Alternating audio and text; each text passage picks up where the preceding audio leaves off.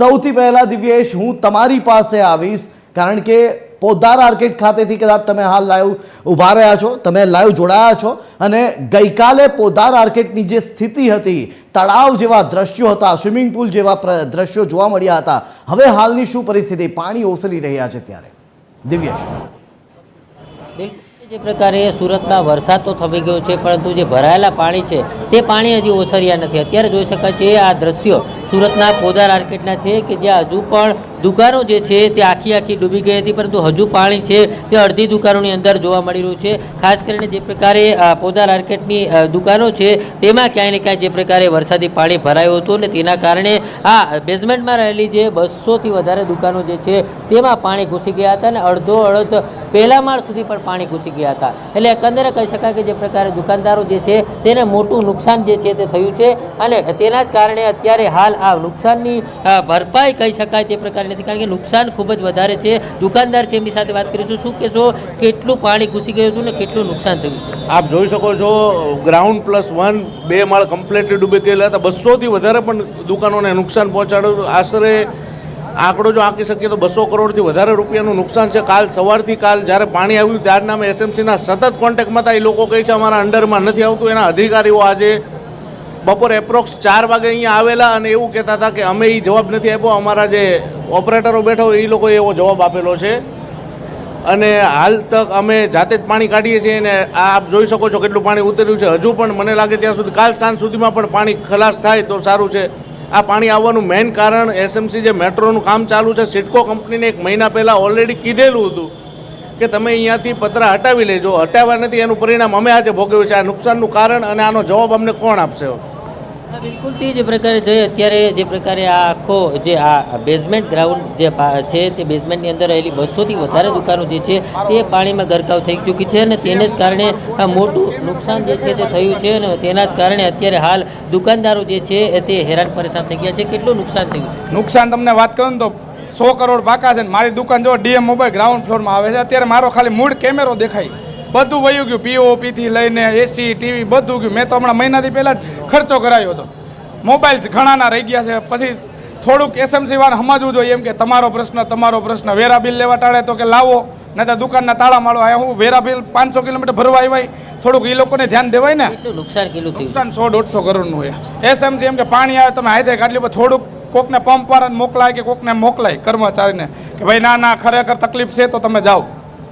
બિલકુલથી જે પ્રકારે આ લોકો જે છે તે લોકોની હાલત છે તે અત્યારે કફોડી બની છે, કારણ કે આ લોકો જે છે તેણે સુરત મહાનગરપાલિકાને વારંવાર રજૂઆત કરી હતી પરંતુ આખો દિવસ ગયો, આજનો આખો દિવસ ગયો, 2 દિવસ ગયા છતાં હજી પાણી ઓસર્યું નથી ને હજુ પણ દુકાનની અંદર પોણા ભાગની દુકાનો છે તે પાણીમાં ડૂબેલી છે। ત્યારે આ લોકોને હવે જાય તો ક્યાં જાય તે પ્રકારનો ઘાટ સર્જાયો છે અને પોતે અત્યારે હાલ આ પંપ લઈ આવી અને પાણીનો નિકાલ જે છે તે બિલકુલ દિવ્યેશ, એટલે કે હાલ જે પરિસ્થિતિ સર્જાઈ છે, વેપારીઓની પરિસ્થિતિ એવી સર્જાઈ છે કે કદાચ કેટલાક વેપારીઓ એવા હશે જે વ્યાજે પૈસા લાવીને દુકાનમાં માલ ભર્યો હશે, હવે વરસાદી પાણીમાં એ તમામ માલ નષ્ટ થઈ ગયો છે।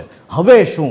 ધંધો રહ્યો નથી, હવે શું? આ જ તમામ સવાલો આ તમામ વેપારીઓના મનમાં છે।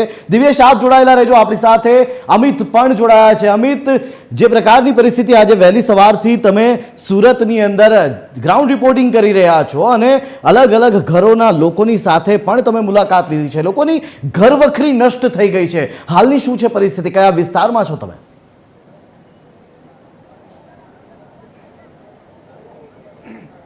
જે રીતે દિવ્યેશે વેપારીઓની વેદના બતાવી, હું તમને સામાન્ય વ્યક્તિની વેદના બતાવી। સામાન્ય રહીશો કે જેના ઘરવખરીનો સામાન આ પૂરમાં નષ્ટ થઈ ગયો છે, તણાઈ ગયો છે અને તેનું મુખ્ય કારણ છે ખાડીનું પૂર। હું અત્યારે જે વિસ્તારમાં ઊભો છું એ લિંબાયત વિસ્તાર છે અને લિંબાયત વિસ્તારના આજુબાજુના જે વિસ્તારો છે, ઓમનગર છે, ડુંભાલ છે, આ ઇસ્લામી ચોક છે જે તમે દ્રશ્યોમાં જોઈ રહ્યા છો, ત્યાં હજી પણ 5-5, 6-6 ફૂટ જેટલા પાણી છે।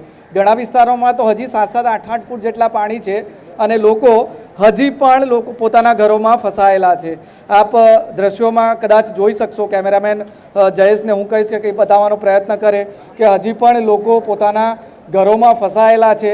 બહાર તેમને નીકળવું છે પરંતુ રસ્તો નથી અને રસ્તો છે તો રસ્તા પર માત્ર પાણી છે અને પાણી સામાન્ય પાણી નથી, 7-7, 8-8 ફૂટ જેટલું પાણી છે અને તેઓને બહાર નીકળવા માટે એકમાત્ર વિકલ્પ બોટનો છે અને એ બોટ પણ ફાયર બ્રિગેડ કે NDRF જ્યારે તેમની પાસે લઈને પહોંચે ત્યારે તેઓ બહાર આવી શકે છે. આ હાલ લિંબાયત વિસ્તારના છે અને તેનું મુખ્ય કારણ આપ જે દ્રશ્યોમાં જોઈ શકો છો એ મીઠી ખાડી છે કે જેને પૂર લાવી દીધું છે સુરતમાં અને તેને કારણે લાખો સુરતવાસીઓ અત્યારે હેરાન પરેશાન થઈ રહ્યા છે. છેલ્લા બે દિવસથી આ પ્રકારની પરિસ્થિતિ સુરતમાં જોવા મળી રહી છે. ખાડી વિસ્તાર જે છે એની આજુબાજુ વસતા જે લોકો છે એ અત્યારે પૂરમાં છે. 36 કલાક જેટલો સમય થયો છે પરંતુ હજી પણ જે પૂરના પાણી છે તે ઓસરવાનું નામ નથી લઈ રહ્યા.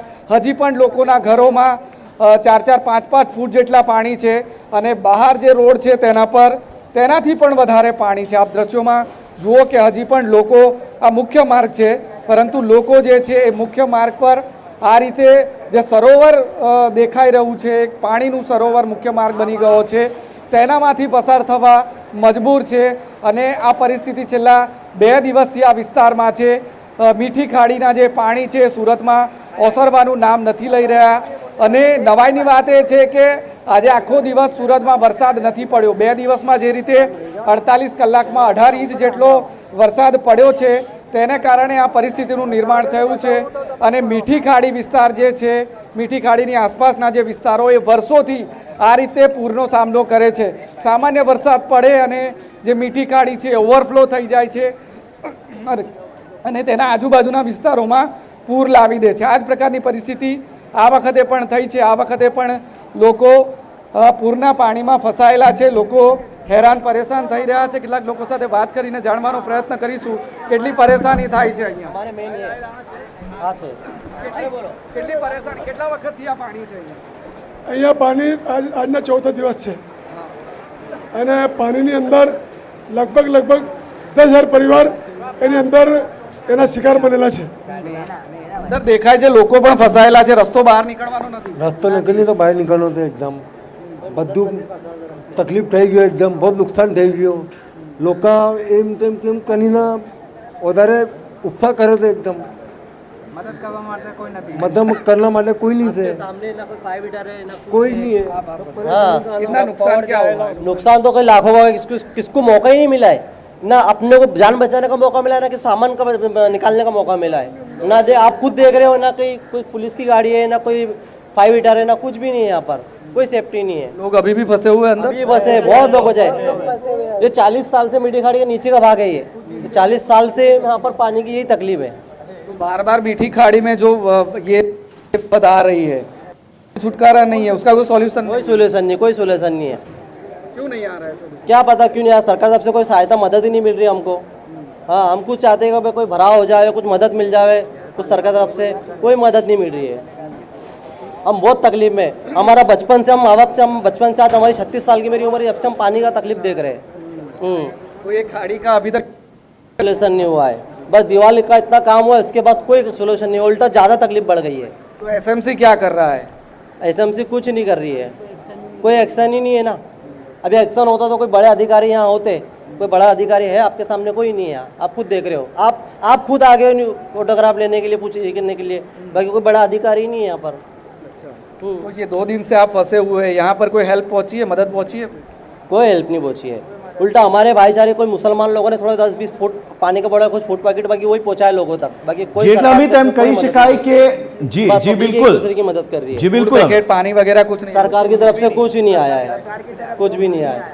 જો આ લોકોની વેદના છે, લોકોનું કહેવું છે કે કોઈ પણ પ્રકારની મદદ હજી સુધી 2 દિવસ થયા પહોંચી નથી અને મીઠીનું જે રૌદ્ર સ્વરૂપ હતું મીઠી ખાડીનું તે હજી પણ જોવા મળી રહ્યું છે.